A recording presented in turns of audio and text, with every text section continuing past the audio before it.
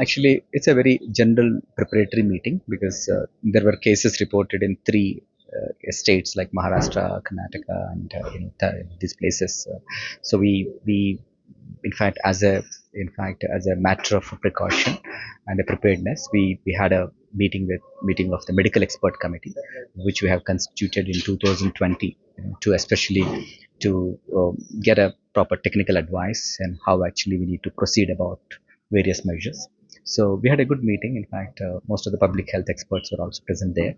So the what in based on the current data that is available is that most of the symptoms that they have noticed in other parts of the country were mild in nature. So there's no cause of much concern. But what we have done was essentially it's kind of a preparatory exercise, like make sure that you have all the things that are there in the hospitals and whether all the protocols are again rehearsed.